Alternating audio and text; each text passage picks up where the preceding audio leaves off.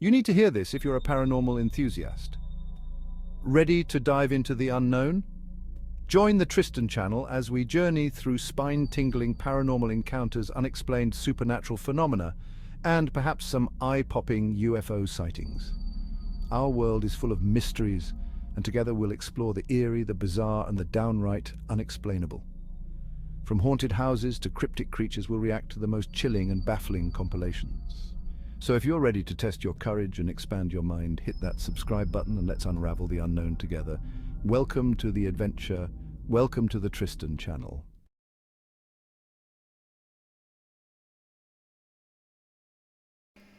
Hello, welcome to the Tristan channel, and in today's video we'll be paying a visit to Slapped Ham. And this is scary videos. I did have it there for a minute, but scary videos no one can explain. As always, we shall be the judge of that. Yes, Brian, yes. We shall be the judge. Okay, so without further ado, let's just see what Slapped Ham has in store for us today.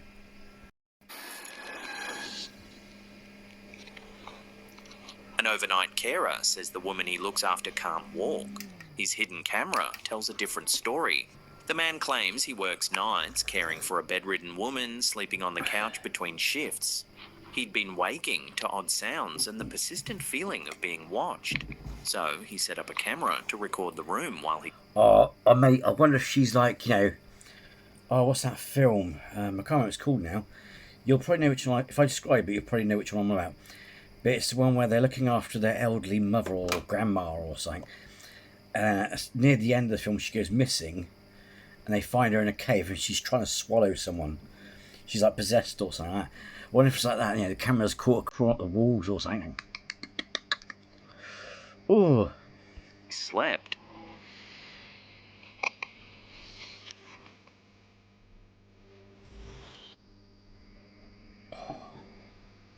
At some point during the night, the woman shifts into view.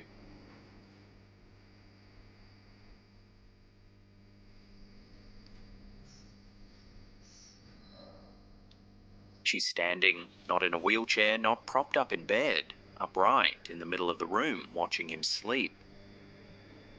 Hallelujah, it's a miracle. She can walk. I'm not... Before anyone gets offended, this is just satire I'm about to say, right? But imagine, right? I'm not saying she's faking it, don't get me wrong. But imagine, right? You're genuinely on benefits, and you're proper disabled, and you're living off benefits, and then you get possessed by some demon bastard who has you walk around the house, and they're like, oh look, she's faking it, look, she's been walking around the house at night when no one's looking. You know what I mean? Imagine that getting... It's like either the demon fucks you up, or it possesses you and then messes your life up that way. You know what I mean? It's like...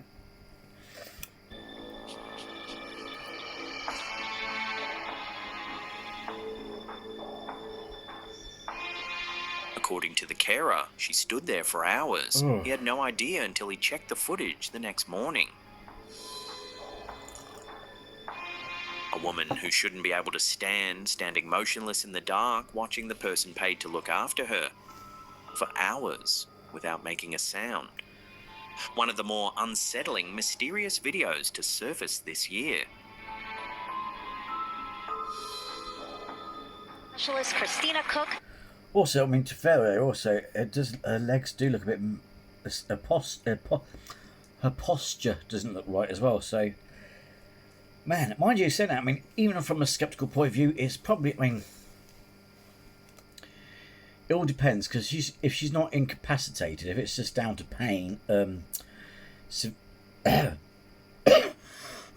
severe chronic pain, then obviously she won't be able to get up, when she's compos mentis.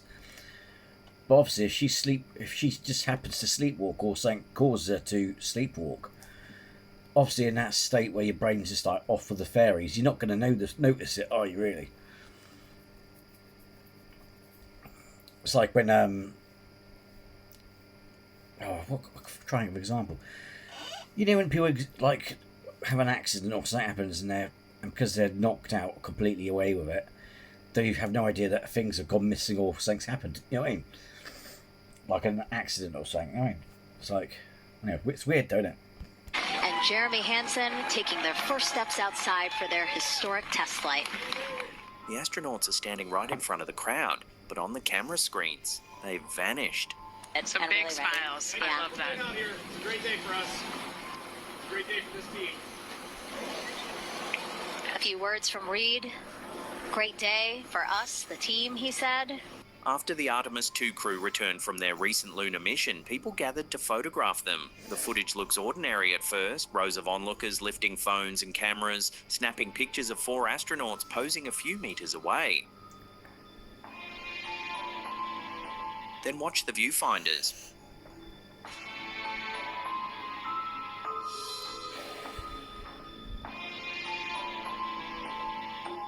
On screen after screen, the space... Yeah, but to be fair, what's odd about this footage is the actual picture on the screen finders does not match the background of. And if I get the writing, it doesn't see their thing. If you look carefully, it's got what you got is a guy. Looks like you got excuse me. You got like 2 closed doors, right? Like, you know, bolts on. That's what it looks like, with the guy on the right here stood in his viewfinder. Well, if you look at where the astronauts are, if it's not picking them up, then why is it not picking up the fence, the flammable tank there, the tank that's flammable? Why is it not picking that up? Something tells me this might be fake or edited. Where the astronauts should be appears empty. The crowd can clearly see them with their own eyes. The cameras apparently cannot. So there you go, look. If you look carefully, it looks like there's 2 doors. And the guy he stood next to, in that grey top, it looks like he's in the prime target. And it's like, if... Oh, God, excuse me. If that's not picking him up, then surely it would, like I said, it would pick up that flammable tank canister, whatever it is, and the thing. But that picture on the viewfinder doesn't match any of the background that's there. So either it's been edited, or is he not looking? I don't know. What do you reckon? I don't think it's been faked. I don't reckon it's been faked. It's just, you know, the actual landing. Because like I said, the actual back, if the thing was changed, then it would be if it wasn't picking them up, it would still pick up the objects and the ground behind them and all that stuff, but it hasn't. That looks like 2 doors with the guy in a grey suit stood in front of them. Yeah.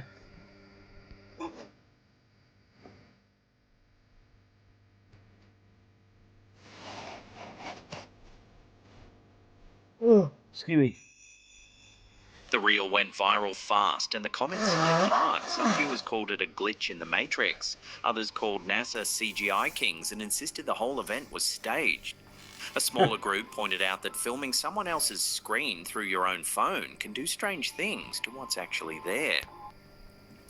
Yeah, but if the crew was CGI'd, then then why would you be... You know what I mean? That would like be... And of course, everyone there, including the public who are there, are in on it. It's like, just pretend to take a picture of the wall there, and what we'll do is CGI in the crew in later. But again, hello, doesn't matter if the crew was CGI'd in, because if that's still the case, then why is it not picking up the fuel tank? The fuel tank ain't CGI'd. You know what I mean? 4 astronauts in plain sight and the cameras can't find them. Whatever that is, it isn't nothing.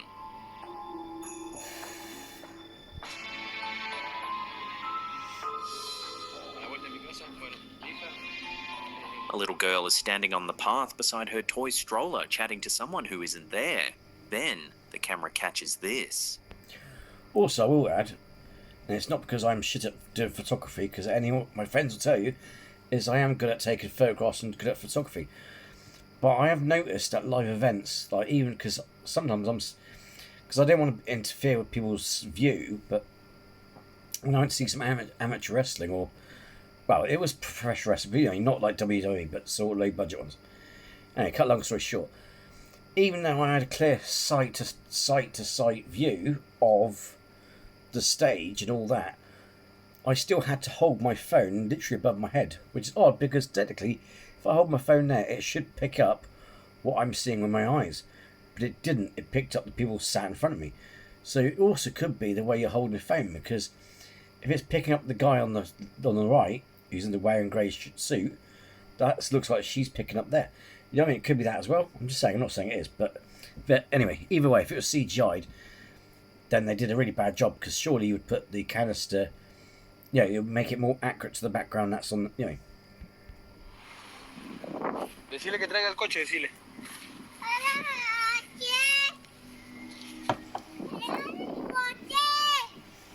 Le dice que traiga el coche. Oh.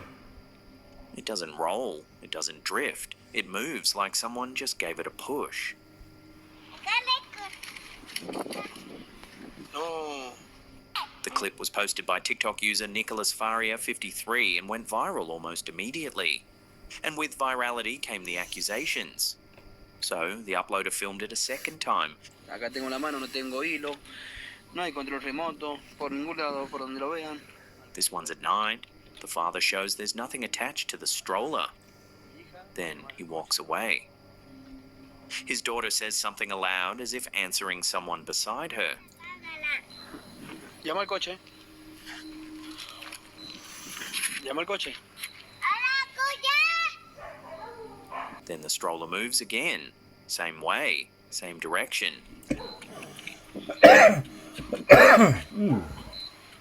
Two clips, two separate nights, two pushes the girl never makes. And in both, she's clearly talking to someone only she can see. Among the mysterious videos circulating this week, this is the one parents keep rewatching. What's also interesting as well, if you look where her eyes are, whoever's pushing it, let's just say it is a ghost child, is the same height as her. Because she's looking directly sight to sight now.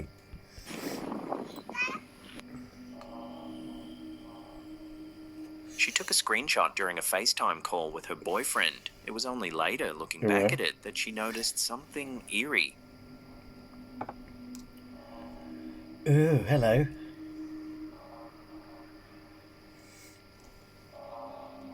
Top right corner, just above and behind him. Faint, dark, but unmistakable. Two eyes, a nose, the outline of someone peering into frame. According to the poster, her boyfriend was home alone. The image was shared to Reddit's r/ghosts forum by user CertainDrink7784, where it pulled in nearly 4,000 upvotes and was flagged by moderators as a captured apparition. Skeptics put Either that, or it could be a friend of his, a mate of his, thing. it down to pareidolia, the brain's habit of finding faces in random shapes, especially in low-light compression. The counter from believers is simpler. If he was alone in the house, what exactly is that behind him?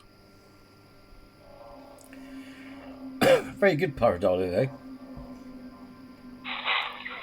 A quiet road in Honduras, a surveillance camera rolling through the night, nothing in the frame, and then this. I like the fact that goes with scary videos that no one could explain yet. He's doing a pretty good job of going through the possible explanations.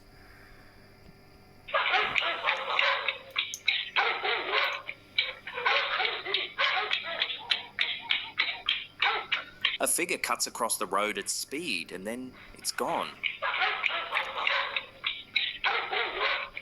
Looks like a pisshead wearing Crocs.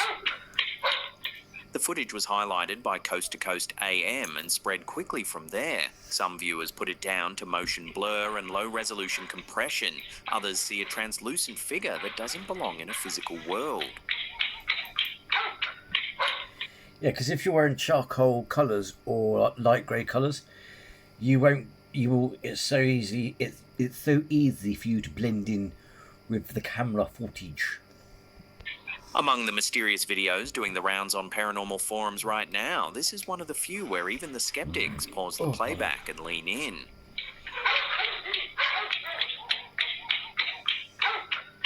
Yeah, some pisshead. Same stranger, same position, directly behind him. In 2 different countries, 2 different years, 2 of the hardest marathons in the world to qualify for. I have some newspaper, a local newspaper, doing a story on me. Marathon runner Chris McConnell, known online as Farmer on the Run, says it took him 10 years to get into both the Berlin and Tokyo marathons. After the races, he sent his official race photos to a journalist. The journalist wrote back with an odd question. Hey, there's something really odd about the 2 photos that you sent me. What's with that guy running behind you in both pictures? The same runner, right behind McConnell, in Berlin and again in Tokyo. McConnell had no idea who the man was. He traced the bib number and identified him as Aristophanes Stavru.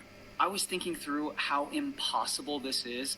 Here's where it gets strange. McConnell says Stavro typically runs 2 to 3 minutes slower than him. In marathon terms, about half a mile of separation. For them to be in the exact same spot at the exact same time in 2 different cities in 2 different years is already statistically brutal. Now factor in how few official photos get published from each race. Out of hundreds of thousands of shutter clicks, only a handful make it online. And the same pair of runners in the same formation ended up in... Yeah, but it could be improving his game, you know what I mean? It's like, I'm not saying this is necessarily the explanation, but what I'm saying is people don't stay crap forever, do they, when it comes to running? both. You train harder, you know what I mean?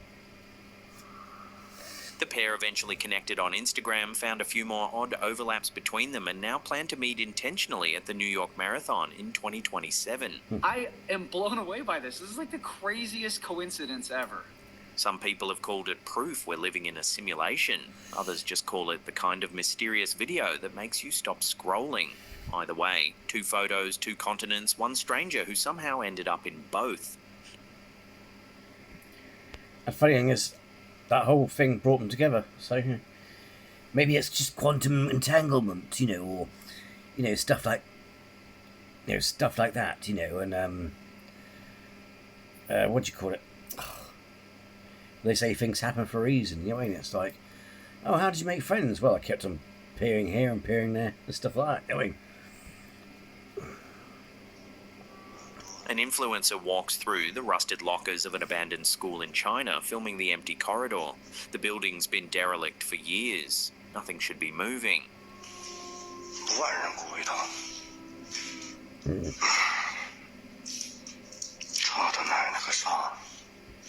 A hand slides out of one of the lockers.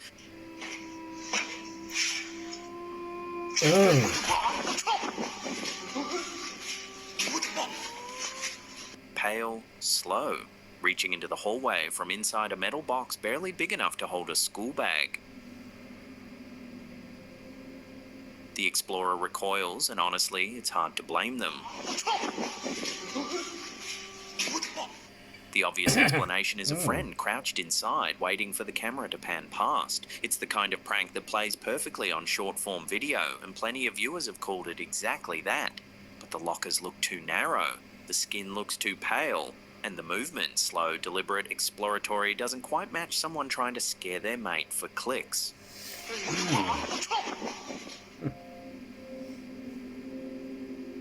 A closed pantry door, sitting still in an empty house. 18 seconds of security footage. And then, this.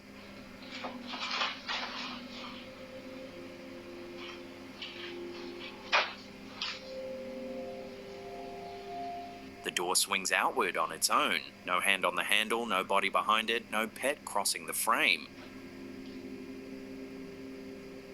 The clip was posted to the Slapped Ham subreddit by user NarrowExpression47, whose motion-activated system triggered the recording. They say this isn't the first strange thing that's happened in the house, just the first one the camera caught. No explanation, no follow-up, just a door that opened by itself in a room where no one was standing.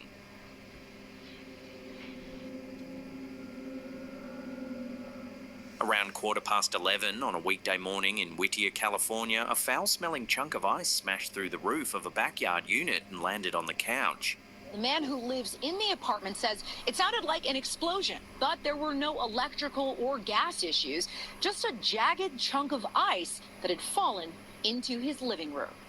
Homeowner Thanya Magana says her tenant Yuda Grau rang her in a panic. When Magana arrived, she found shattered pieces of dirty ice across the couch, the table, the floor. The largest chunks were still solid enough to hold, and the smell was wrong. Nothing like rain or hail. Not knowing what else to do, they bagged the ice and put it in the freezer. We just said, let's stuff it in a bag, put it in the freezer and see what it is. We just said, let's put it in a bag and stuff it in the freezer and see what it is. Grau had been sitting on that same couch moments before the ice came through. Magana told NBC4, the first thing that comes to mind is that he probably wouldn't be here with us. I keep replaying it and just thinking of the what if. And yeah, the first thing that comes to mind is he probably wouldn't be here with us. Magana pulled flight tracking data and found 3 aircraft in the area at the time, 1 Southwest and 2 Delta. When NBC reached out, both airlines denied any maintenance issues or irregularities with those flights.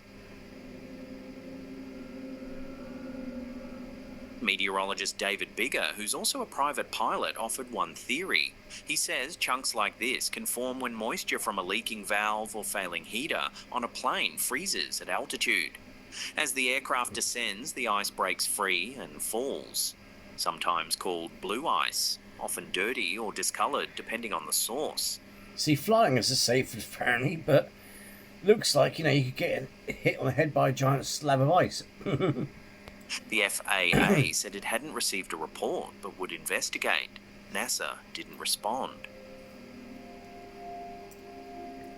So there's a foul-smelling chunk of ice sitting in a Whittier freezer with no airline willing to claim it, no agency able to explain it, and a couch with a hole in the ceiling above it.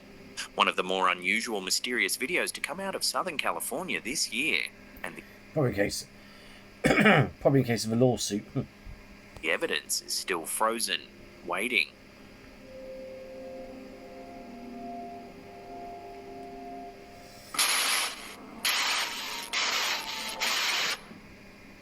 See, the thing is though, I'd get that analysed. Just take a chunk of it off and get it analysed.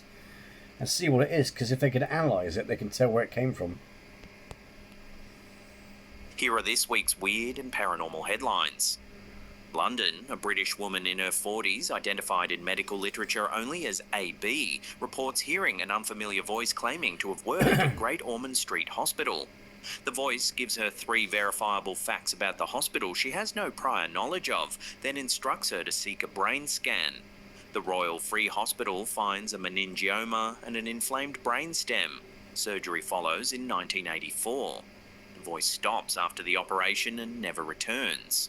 The case, published by psychiatrist Ikechukwu Azwonye in the British Medical Journal in 1997, resurfaced this week in a live science deep dive and is now trending across Reddit and paranormal podcasts. From a voice that saved a life to a statue that nearly cost one. Torreon, Mexico, around 1 a.m. on Thursday, the 9th of April at Bosque Venustiano Carranza Park.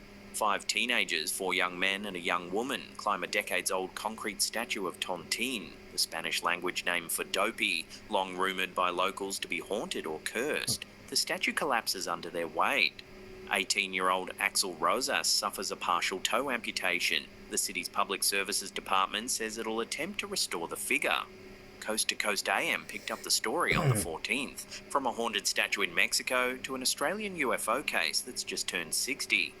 Clayton South, Melbourne. The 6th of April, 1966, during morning break. Over 200 students and staff at Westall High School witness a large circular silver object manoeuvring silently over the school oval before descending into the Grange Reserve. Men in uniform arrive within the hour.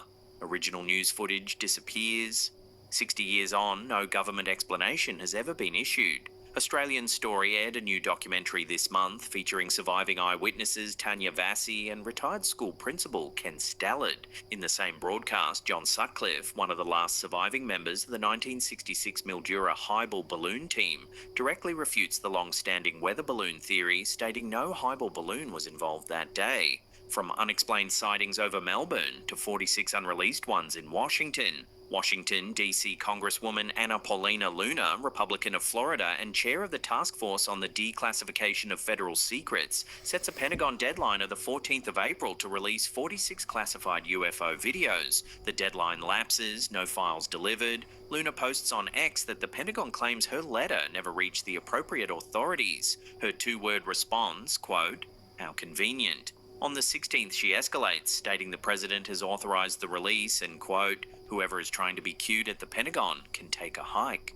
Newsweek, IB Times and Bro Bible all run coverage between the 15th and 17th, from a case being actively buried to one that just got solved after 34 years. Austin, Texas, the 6th of December 1991, 4 teenage girls, 13-year-old Amy Ayers, 17-year-old Eliza Thomas, and sisters Jennifer and Sarah Harbison, aged 17 and 15, murdered during a closing time attack at an I can't believe it's yogurt shop. The building then set on fire. 4 men wrongly accused, 2 convicted, all eventually cleared. In September 2025, DNA evidence identifies the killer as Robert Eugene Brashes, a serial offender who died by suicide in a Missouri police standoff in 1999. On the 19th of February, Travis County Judge Dana Blasey formally exonerates Robert Springsteen, Michael Scott, Forrest Wellborn and Maurice Pierce.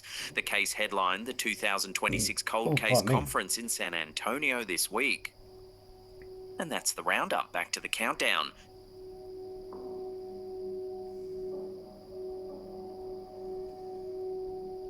A man camping near Big Bear Lake in California spots something odd in the sky. It isn't a plane, it isn't a helicopter, it moves in ways he can't explain. So he grabs a green laser pointer and aims it straight at it.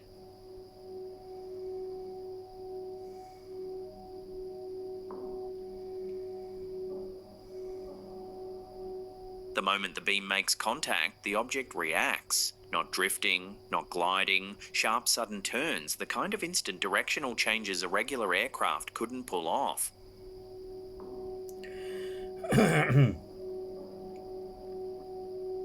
It looks, frame by frame, like the object is dodging. The footage was filmed in 2023 and shared widely by the Instagram account creepy.fact, and it reignited an argument that's been running for years. Is this something genuinely unknown or something ordinary moving in a way that only looks intelligent?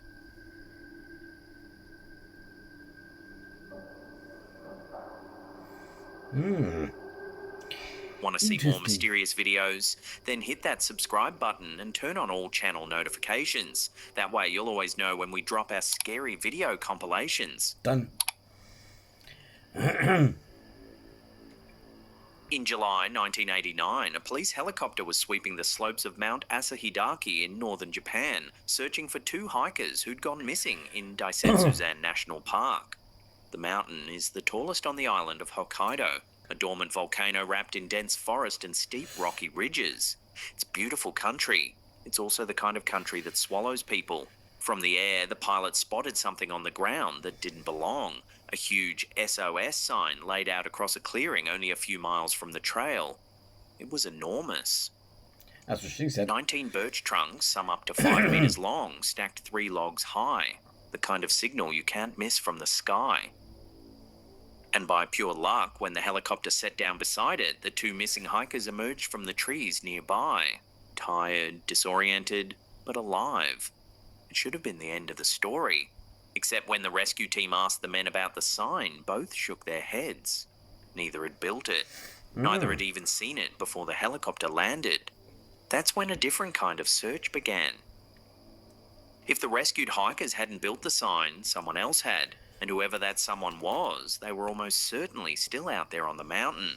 Police returned to the area the following day and began combing the ground around the clearing. It didn't take long to find what they were looking for. Human remains scattered across the forest floor. Bones, not a body, heavily disturbed, bearing bite marks consistent with scavenging by native wildlife. Whoever this was, they'd been dead for some time.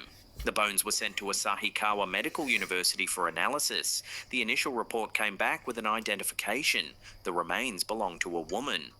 That result stopped investigators in their tracks. No women had been reported missing in the area. but a young man had been 5 years earlier, in 1984. His name was Kenji Iwamura. He'd been staying at a lodge near the mountain, hiking alone, and he'd told the lodge owner his plans for the day before heading out to climb. When he failed to check out as expected, the lodge owner rang the police. A search followed. Nothing was found. Kenji Iwamura had simply vanished into the park, and over the years the case had gone cold. The bones couldn't be his. The initial report was clear they were female, except the initial report was wrong. When the remains were examined a second time, the finding was corrected. The bones belonged to a male after all. Mistakes like that aren't as rare as people assume, especially... And it's funny, isn't it? And you know what, I'm going to reference this, right? It's funny when certain people go, oh, you can always tell by the skeleton, and when they dig and when they dig you up, they'll be able to tell what you are and stuff like that. Interesting enough, if you ever actually take the time to watch any archaeological program and any is it paleontology? That's it. Any program about paleontology, right? Is I think you'll find that when they say to you, oh, you know, they pull out a skeleton out of a drawer, oh, this belonged to a woman who died in a blah blah blah, right? That was because they tested the skeleton. When you actually see them dig up skeletons, they give you a guess. They go, well, this could be a woman or a small child or something to that effect. And believe it or not, it's guesswork until they actually get it carbon tested, all that sort of stuff. Yeah. So it's all funny saying, oh, when they dig you up, they'll be able to tell. Well, no, not really, unless they actually fucking test your bones. You know what I mean? This whole idea you can just look at someone's skeleton and tell what gender they are, whatever. It's bollocks. It's not as simple as you think. It's like, for example, they couldn't explain abnormalities within, is it Akhenaten, I think it might be? And that's because Akhenaten was intersex, so his body was like a distortion of the two. You know what I mean? Not sure how on the spectrum of intersex it was different back then. How do I explain this in easy layman's terms? But you know what I mean? And because they couldn't quite understand it, it wasn't until with advanced technology like we've got today, we tested it and, oh, it's actually, you know, I think it was Akhenaten or something like that, one of the pharaohs. But either way, the point is they were... So yeah, but again, it's like, because a lot of programs I've seen as well, because I love archaeology, is if you actually watch their programs, because people like showing hips and shit. You could say, I sort of met someone halfway in a conversation once. Typically, on average, there's a tinsy-wincy difference between each sex, but it's minuscule and pointless because a lot of other times it depends on your body size. It's like when they say there's a distinctive size difference in brain. Well, that's actually, you could argue that because it depends on the size of the person. And don't forget, Albert Einstein had a brain smaller than even a woman, I think it's smaller than a woman's or something. But it's like, it all depends on your body size, development, all kinds of factors into that. And people go, oh, you can always tell. You know, when they dig you up, they'll be able to tell. It's like, well, no, they can't. They can't always tell. You can't just look at a skeleton and go, that's a male skeleton or a female skeleton. That's horseshit. I'm not saying it's 100% bollocks, but it's, you know what I mean? There's a massive nuance to it that doesn't get taught. You have to bear in mind in school as well, when it comes to like fourth grade basic stuff, they teach you basic level, so just so you can wrap your head around it. If they actually were to teach you the grander picture, which I mean, I can't show you the books now. I can't get my hands on them. But when you actually get, say, a degree in biology or paleontology or anything like that, when you go in like university level, then you get into really complex shit. You know what I mean? That they wouldn't inflict upon children. So anything that comes from chromosomes to body skeletons to all this stuff that morons trolls will blabber online. That's fourth grader nonsense. It's oversimplified freaking science, yeah? So, and it's the same with skeletons, yeah? So, what you'll find is they go, oh, it'd be either what we got here is either a small adult child or a small woman. Well, that's funny, but you could always tell, can't you? See?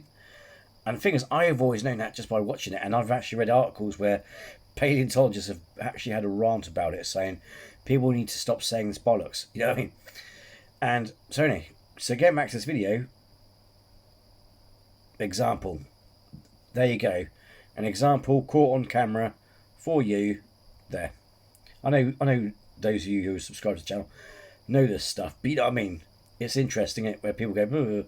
But here we have one of many examples. With heavily weathered or incomplete remains. Wrong. When the remains were examined a second time, the finding was corrected. The bones belonged to a male after all. Mistakes like that aren't as rare as people assume, especially with heavily weathered or incomplete remains. But in this case, the correction reopened everything. The timeline matched, the location matched, and a short distance from where the bones had been scattered, police had already found something that confirmed what they were starting to suspect. Also to add, that comment is still a bit retarded, sorry to use that word, but it's like, depending on the type of soil as well that you get buried in or you die in, there's a very good chance that in 100 years' time they won't find your bones. Depends the soil as well. A backpack. Inside were the usual things you'd expect on an overnight hike. A towel, soap, toothpaste, the ordinary contents of someone who'd planned to come back. But tucked in among them was a small tape recorder and 4 cassette tapes. 3 of the tapes were harmless. Theme songs from popular shows of the era, the kind of thing you might record off the radio to listen to on the trail. Officers could have dismissed them as nothing, but they rewound the 4th tape and pressed play. What came through the speaker was a man's voice.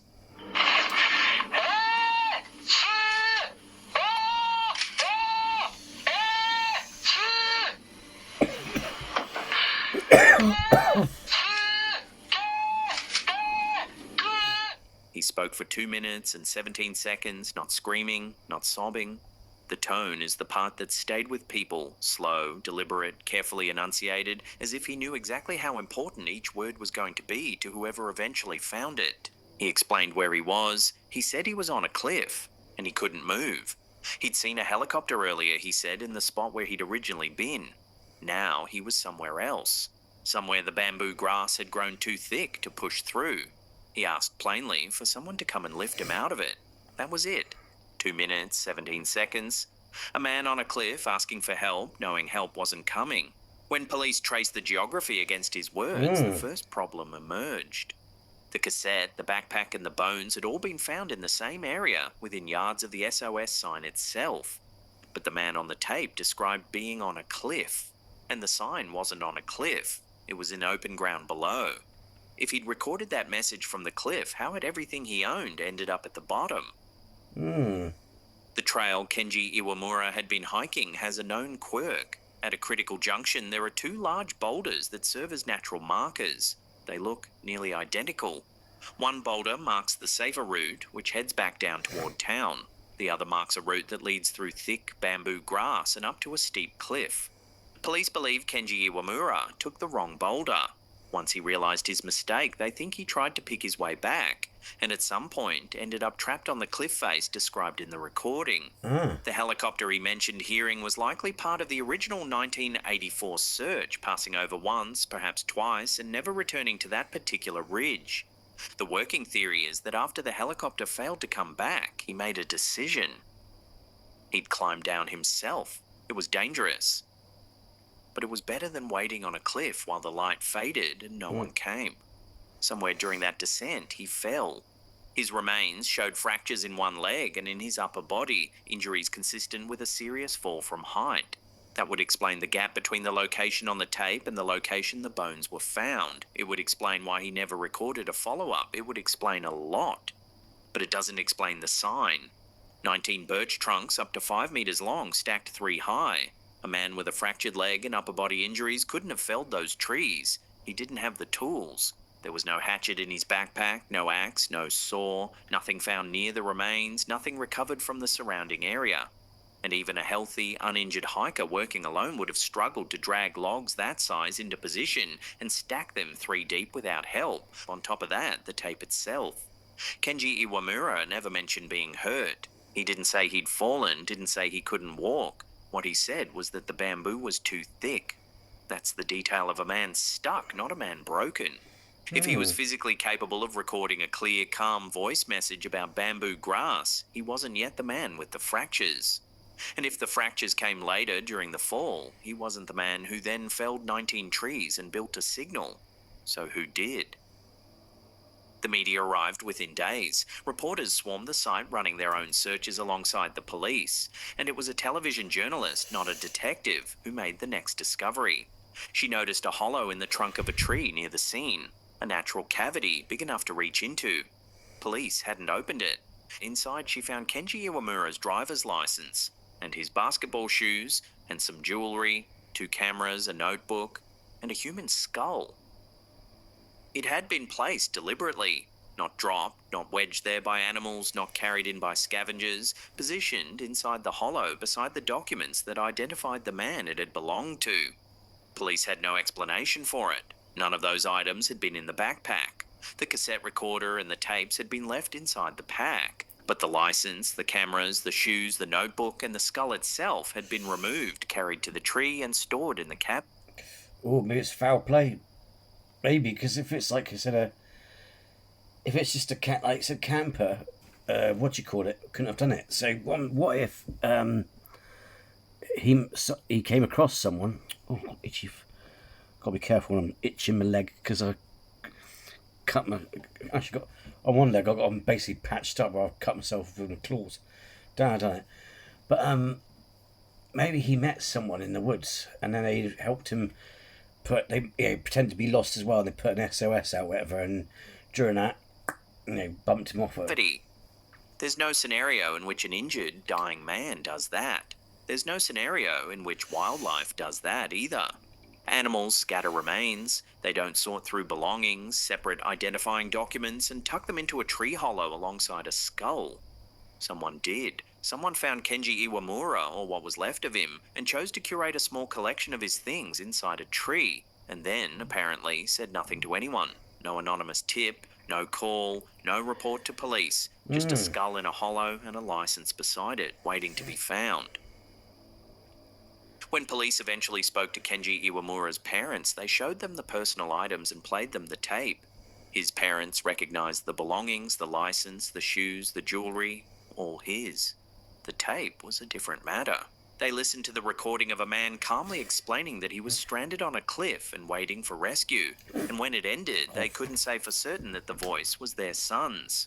The audio is clean. It isn't muffled or distant. It's one of the clearest pieces of evidence in the entire case. And his own parents, listening to it, weren't sure. Investigators then turned their attention back to the sign itself. Mount Asahidake isn't a gentle environment. Heavy snow falls through winter. Seasonal rain can be torrential. Ground vegetation grows fast and thick through the warmer months. An SOS sign built from stacked birch logs and left sitting in a forest clearing should have been disrupted within a season or two. Toppled by weather, overgrown by grass, reclaimed by the same forest that had reclaimed Kenji Iwamura's bones. Instead, it was pristine. No overgrowth, no collapse. The logs were still in position, stacked 3 high, clearly visible from the air. When investigators compared older aerial photographs of the area, they narrowed down when the sign had appeared. It had been built sometime between 1984 and 1987. At minimum, it was 2 years old when the helicopter spotted it, potentially 5. And in all those years, through all those winters, nothing had moved it. Officially, the Mount Asahidake case is considered solved. Kenji Iwamura's remains were recovered. His belongings were identified. The broad arc, a lone hiker takes the wrong boulder, gets stranded on a cliff, records a message, tries to climb down, falls, hangs together. The Japanese police closed the file, but closing a file isn't the same as answering its questions. Nobody knows who built the sign. Nobody knows how it survived multiple seasons on an exposed mountainside without falling apart. Nobody knows why Kenji Iwamura's skull was separated from his other remains and placed in a hollow in a tree, alongside a curated selection of his belongings, while his cassette recorder and tapes were left in the backpack where he'd packed them. Nobody knows why his own parents, hearing his voice for the last time, couldn't quite recognize it. The most straightforward explanation is that another lost hiker, someone whose name never made it into the record, stumbled onto the scene sometime between 1984 and the rescue. That person, for reasons of their own, built the sign, perhaps for themselves, perhaps for Kenji Iwamura, and collected the items into the tree before eventually walking out of the forest without ever reporting what they'd seen. It's possible. It's the sort of thing that happens in places where old customs around death, the dead, and the spirits of the mountain still run quietly under the surface of modern life. In some Japanese folk traditions, disturbing human remains without proper rites is considered deeply unlucky, and handling a skull carries particular weight. It's also possible that whoever built that sign wasn't lost at all, and that the story playing out below them wasn't meant to be found. 70-odd kilometers from the nearest city in the bamboo and birch of Hokkaido's oldest national park, someone stacked 19 enormous logs into a cry for help that no one answered for years. Someone arranged a dead man's license and shoes beside his own skull inside a tree. Someone recorded their voice onto a cassette, or sounded close enough to a man's own son that his parents couldn't tell the difference. And then they walked away and left the mountain to keep its answers. Well, that's the end of the episode. Thank you so much for watching. If you want to see more scary videos, then check out those links right there. Remember to leave us some comments down below or subscribe if you're new. And that's it for me. I'll see you all next time.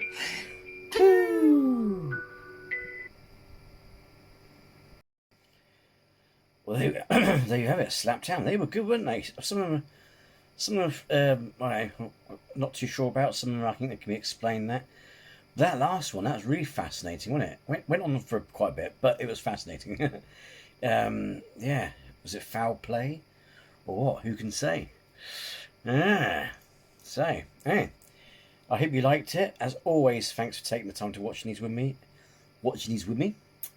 And if you're new to the channel, then please do subscribe, because one, it doesn't cost you a thing, and two, it'd be great to have you with us. So until next time, take care and be well.